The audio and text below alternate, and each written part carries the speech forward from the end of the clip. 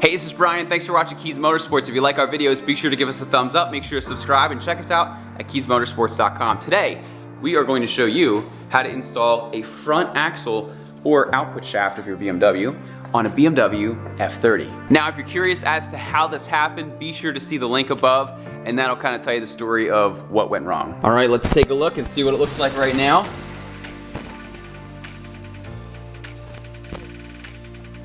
It's supposed to be in bearings in here, and it's not. So as you just saw, I didn't snap the actual shaft or anything like that. I really just busted up the CV joint, which normally just has these bearings, and if this happens to you, you can just replace the bearings and you're on your way. Well, that's if you have something like an E90. With an E90, this wouldn't really be an issue because you can just buy replacement bearings, which are pretty cheap, or you can buy an aftermarket axle.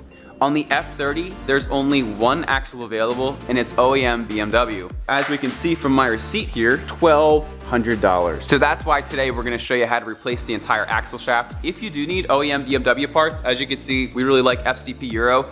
They're pretty close to us and they have a lifetime warranty on their parts. Now, because my axle's in two pieces right now, I wanna remove the small piece. It's a piece of cake to remove. There's a collar bolt right here. It's a 17mm Allen.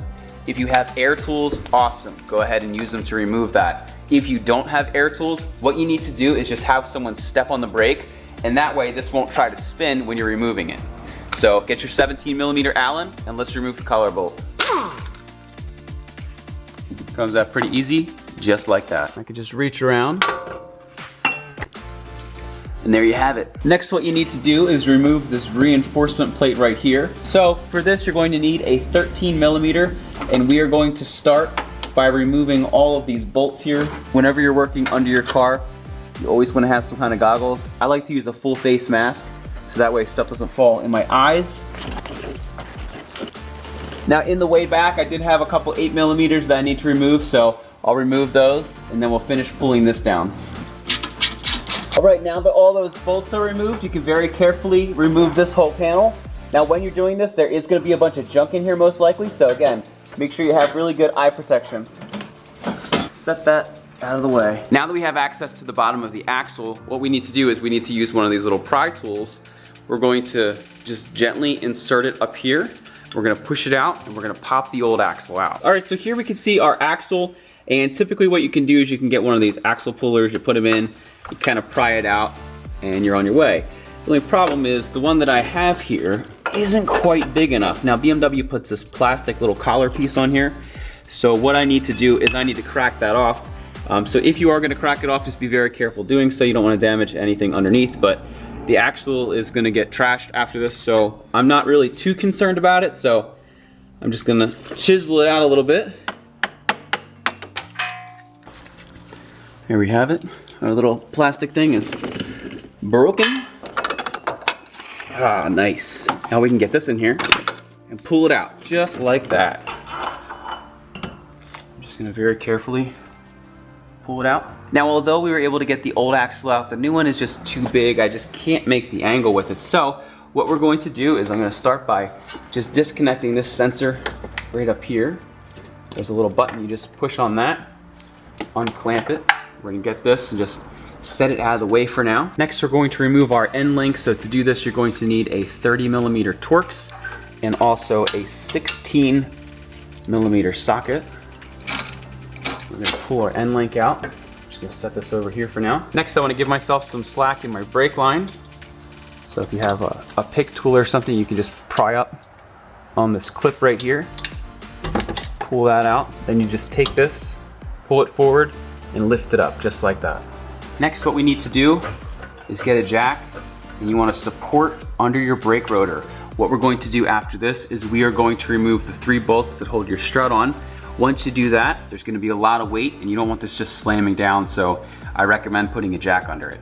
Now what you can do is remove the 2 19mm bolts on the back of your caliper. So then what you can do, just pull your brakes caliper off of your rotor, just like that. If you want to pull the brake pads out ahead of time, you can. You don't have to though, and then what I like to do is just get a little piece of metal, so just hang it up so that you're never putting the weight of the brake on the actual brake line. Next, what we're going to do is take these 3 plastic 10mm, Just turn it about 90 degrees. Once you do that, there's a little loop, reach your hand in here, pull this piece up, we can set it to the side. With that removed, we can see the 3 13mm bolts that we need to remove to be able to lower our strut down. Now this one is very close to this right here, which is live power. So I would recommend getting a glove or something, or maybe electrical tape, or just disconnect your battery. Because if you have a metal socket, you touch it here and touch it there, you could very well get shocked. So we're just trying to avoid that. Now in addition to removing these 3 13mm, you're going to need to remove this. This is an E18. I like to remove this one before removing the final one. Okay. So right now I have one bolt holding my strut on. I kind of changed my mind. I'm going to take the entire strut out. So to do this, you're going to need to remove the 16mm nut. There's a 16mm bolt, and you're going to need a spindle tool. Kind of looks just like this. Basically, what you're going to do is you're going to stick it in the back of the strut, and then you're going to twist it 90 degrees, and it's going to spread it enough to where you can get the strut out. So let's start by removing this 16mm nut and bolt. And then you can pull the bolt out just like that. Remove this and set that to the side. So here's a little better angle. It's kind of hard to show of what's going on here. So as you can see, I just spread that a little bit. All right, so with that spread in the back, I'm going to remove this last bolt. Then we're going to lower everything down. We can very carefully lower this down a little bit. And we should be able to pull this right out. Like that. We'll just set this to the side. All right, so now you can see that I have a pretty straight shot. Throw this guy in. Okay. Then what you want to do is just feel to make sure that everything is lining up with the grooves. You can take a rubber mallet and just tap it in. Then what you can do is just slowly start to jack everything back up and maneuver your axle in place. Then what you can do is make sure that the grooves in the back are lining up. Take your collar bolt, and you can just hand thread it in. All right, when you go to put your strut back, there's a couple things that you can look for. So first you want to look for where this bolt is lining up. That's the easiest one to line up. Next, there's a little notch. It's going to slide in this little channel in the spindle. So you want to make sure that you look for both of those, because otherwise what's going to happen is your strut won't go in all the way. All right, lift this back up. I can remove my spindle tool. Again, all you need to do is turn it 90 degrees. Then what you can do is you can get this piece right here, stick it back through like it was. Then you can slowly jack everything up into place. Make sure you're guiding it as it goes up. Right. Just take one of these bolts, just throw it in here lightly. All right, hand thread this in here. Then once everything is hand tight, you can go down to torque everything to spec, and we have all those torque specs down in the description.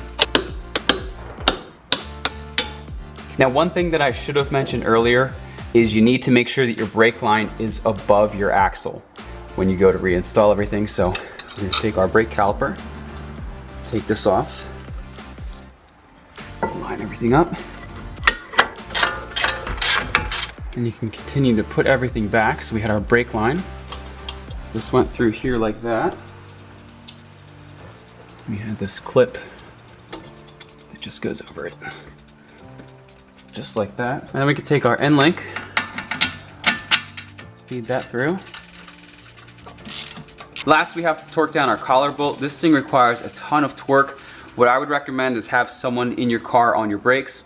If you don't have an extra person, maybe do something like get a 2x4 and a towel, put the 2x4 on your brake pedal, and then put the towel against your seat so it doesn't ruin anything, and then just press down the brake pedal. That way you move the seat up and lock it in place to get some brake pressure. Otherwise, you're never gonna be able to torque this down to spec because it's a very high torque rating, and this thing is just gonna wanna spin. Now that this is fully torqued down and we double checked everything, I'm just gonna slide under the car. I'm gonna put that support brace back on, and then we're done. The last step is to throw the wheel on, and we are done. At this point, the axle is fully installed and everything is back together, and it feels really great to have a car again after having a busted axle. So if you need an axle, which I hope that you don't because they're really expensive, be sure to check out FCP Euro. They have great prices. They ship really fast and they care, which is awesome. So again, my name is Brian. Thanks for watching Kies Motorsports. Check us out at kiesmotorsports.com for all your BMW retrofit performance and aesthetic needs like carbon fiber and M Sport conversions. Be sure to give us a like if you haven't done so already. Make sure to subscribe and stay tuned for more. Again, this is Brian. Thanks for watching and have a great day.